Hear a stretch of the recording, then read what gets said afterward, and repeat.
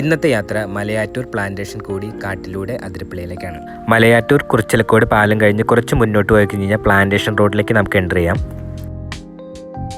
ഇവിടെ പലതരത്തിലുള്ള പ്ലാന്റേഷൻ ഉണ്ട്. ഞാനിപ്പോൾ പോയിക്കൊണ്ടിരിക്കുന്നത് തേക്കിൻ്റെ പ്ലാന്റേഷൻ കൂടിയാണ്. കൂടുതലായിട്ട് ഇവിടെ പ്ലാന്റ് ചെയ്തേക്കുന്ന റബ്ബറാണ്. പിന്നെ എണ്ണപ്പനയും തേക്കും കശുവണ്ടിയും അങ്ങനെ പല പ്ലാന്റുകളായിട്ട് ഈ റോഡിൽ നമുക്ക് കാണാം. ഇഷ്ടംപോലെ പശുക്കൾ നമുക്ക് ഈ റോട്ടിൽ കാണാൻ പറ്റും. ഇങ്ങനെ കാട്ടിലൂടെയും റോട്ടിലൂടെയൊക്കെ ഇങ്ങനെ പുല്ലൊക്കെ മേഞ്ഞിങ്ങനെ നടക്കുകയാണ്.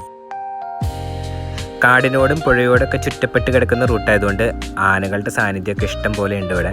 പക്ഷെ എൻ്റെ ഈ ട്രിപ്പിൽ എനിക്ക് വേറെ ഒരു മൃഗത്തിനെയും കാണാൻ പറ്റില്ല കേട്ടോ.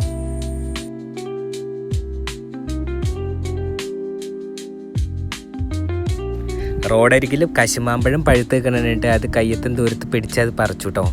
നല്ല ടേസ്റ്റ് ഉണ്ടായിരുന്നേ. പ്ലാന്റേഷനിലേക്ക് കയറുന്നേക്ക് മുമ്പ് ഒരു ചെക്ക് പോസ്റ്റ് ഉണ്ട്. 10 രൂപയാണ് ബൈക്കിന് ടിക്കറ്റ് ചാർജ് ആയത്. പോകുന്ന വഴിയിൽ ഒരു ഗവൺമെൻറ് സ്കൂൾ കാണാം. ആ കാടിൻ്റെ ഉള്ളിലായിട്ട് ആ സ്കൂളിൽ ഇരിക്കണതിൻ്റെ ഒരു രസം അത് വേറെയാണ്.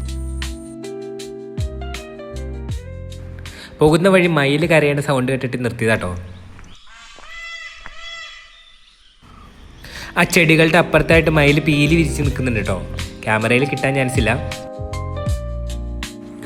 പിന്നെ നോക്കിയപ്പോൾ അതേ കാടിൻ്റെ നടുക്കായിട്ട് കുറേ പശുക്കൾ ഇങ്ങനെ ചുമ്മാ ഭക്ഷണമൊക്കെ കഴിച്ചിട്ട് ഇങ്ങനെ റെസ്റ്റ് ചെയ്താന്ന് തോന്നുന്നു കേട്ടോ.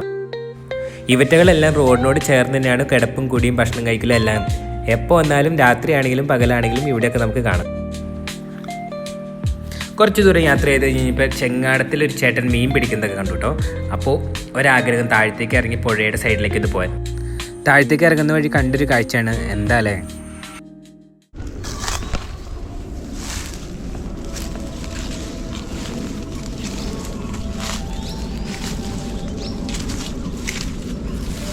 ഇതോ അങ്ങ് ദൂരെ ആട്ടോ ആ ചേട്ടനെ ചെങ്ങാടത്തിലിരുന്ന് മീൻ പിടിക്കുന്നത്.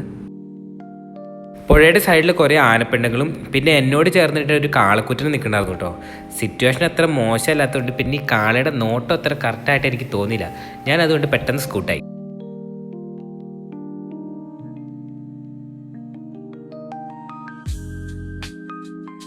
റബ്ബർ പ്ലാന്റേഷനെ കഴിഞ്ഞ് അടുത്തത് എണ്ണപ്പനയുടെ പ്ലാന്റേഷനിലേക്ക് ഞാൻ എത്തി. ഈ പനകളൊക്കെ ഇങ്ങനെ നട്ടുവെച്ചൊക്കെ കാണാൻ നല്ല രസമുണ്ട്. ഇതിൻ്റെ നടുവിലൂടെ ഞാൻ യാത്ര ചെയ്ത് നോക്കി. അടിപൊളിയായിരുന്നു. അങ്ങനെ രണ്ടാമത്തെ ചെക്ക് പോസ്റ്റും കഴിഞ്ഞ് എക്സിറ്റ് ചെയ്ത് ഞാൻ പുറത്തേക്ക് ഇറങ്ങി പ്ലാന്റേഷനിൽ നിന്ന്. നേരെ പാലം കഴിഞ്ഞിട്ട് നേരെ സിൽവർ സ്റ്റോം, അവിടെ നിന്ന് നേരെ നമ്മൾ അതിരപ്പള്ളിക്കാണ് പോകുന്നത്. അതിരപ്പള്ളി എത്തുന്നതിന് മുമ്പ് ലോങ് വാട്ടർഫോൾസ് കാണാൻ പറ്റുന്ന ഒരു വ്യൂവിലേക്ക് ഞാൻ ഇറങ്ങി. വെള്ളം വളരെ കുറവായിരുന്നു. അവസാനം അതിരപ്പള്ളിയിലേക്ക് നമ്മൾ എത്തിക്കഴിഞ്ഞിരിക്കുന്നു. അത്യാവശ്യം നല്ല തിരക്കുണ്ട്. എന്തായാലും നമ്മൾ താഴത്തേക്ക് ഇറങ്ങാൻ പോവാണ്.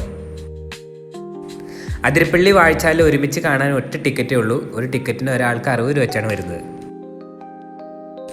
വാട്ടർഫോൾ കാണുകയാണെങ്കിൽ താഴത്തുനിന്ന് കാണണം. അതുകൊണ്ട് ഞാൻ താഴത്തേക്ക് നടന്നുകൊണ്ടിരിക്കുകയാണ്.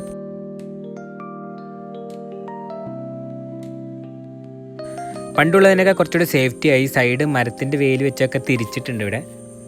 വാട്ടർഫോൾസിൻ്റെ ഏറ്റവും അടിത്തട്ടിലേക്ക് നമ്മൾ എത്തി. ഇവിടെ നിന്ന് നോക്കുന്നതിൻ്റെ ഒരു ഫീൽ അത് അടിപൊളിയാണ്. മഴക്കാലത്താണെങ്കിൽ ഒന്നും പറയാനില്ല.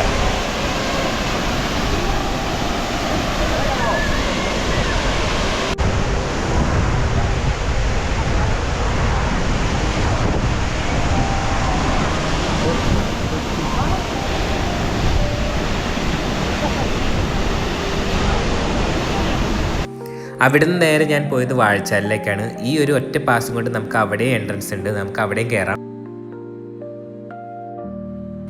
വാഴച്ചാലിൽ നിന്ന് നേരെ പോയി കഴിഞ്ഞാൽ തമിഴ്നാട് വാൽപ്പാറയ്ക്കാണ് പോകുന്ന വഴി. 80 കിലോമീറ്റർ കാട്ടിലൂടെയുള്ള യാത്രയാണ്. ഈ പോകുന്ന റോഡുകളെല്ലാം നല്ല പീസ്ഫുൾ ആയിട്ടുള്ള ഏരിയ ആയിട്ടോ. അധികം വണ്ടികളോ കാര്യങ്ങളോ ഒന്നും ഇല്ലാണ്ട് നമുക്ക് സമാധാനമായിട്ട് ഓടിച്ചുകൊണ്ട് പോവാം.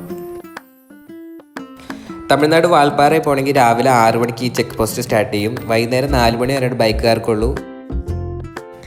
ആനയുടെ ശല്യം കൂടുതലുള്ളത് കൊണ്ടാണ് 4 മണി വരെ സമയം കൊടുത്തേക്കുന്നത്. കാറുകൾക്കാണെങ്കിൽ കുറച്ചുകൂടി ടൈം നമുക്ക് നീട്ടി കിട്ടും കേട്ടോ. അത് 6 മണി വരെ അങ്ങോട്ട് കടന്നു പോകാൻ പറ്റുമെന്ന് തോന്നുന്നു. അങ്ങനെ ഇന്നത്തെ യാത്രയുടെ അവസാന ഡെസ്റ്റിനേഷൻ പോയിൻ്റായുള്ള വാഴച്ചാലിൽ എത്തിയിരിക്കുന്നു. ഇവിടെ ചെറിയൊരു വെള്ളച്ചാട്ടം നമുക്ക് കാണാൻ പറ്റും. വേറെ പ്രത്യേകിച്ചൊന്നും പറയാനില്ല. അപ്പോൾ അടുത്ത വീഡിയോയിൽ പിന്നെയും കാണാം. Okay, by.